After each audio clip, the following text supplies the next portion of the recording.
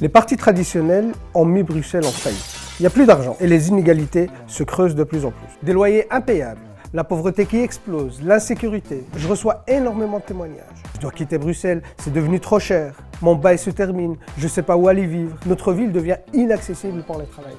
Et vous savez pourquoi? C'est parce qu'il n'y a pas de règles. C'est le marché qui dicte les prix. C'est juste inacceptable. On doit absolument réduire les loyers.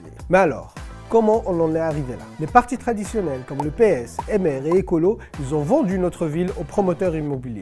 Résultat, des millions sont gaspillés dans des logements de luxe hors de prix, au lieu de construire des logements publics de qualité dont nous avons besoin. Il faut reprendre notre ville des mains du privé pour investir dans des logements publics abordables. Et parlons aussi de mobilité.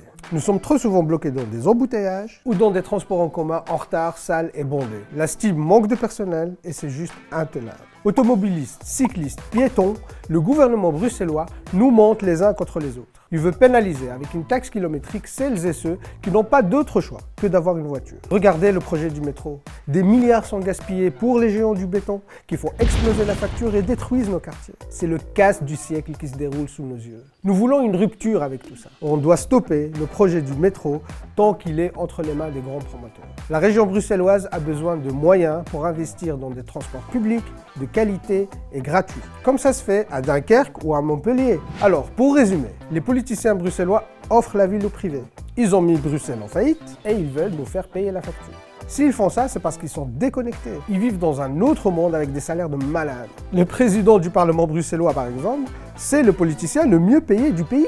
243 000 € par an. Faut juste mettre fin aux privilèges de ces politiciens déconnectés de la réalité. Conclusion, il y a deux alternatives à Bruxelles. Soit l'austérité avec le MR ou la rupture avec le PTB.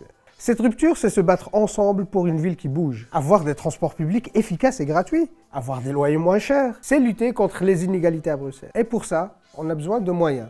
Il faut un refinancement de Bruxelles. Pour ce choix de la rupture, nous avons plus que jamais besoin de vous. C'est ensemble que nous imposerons le changement.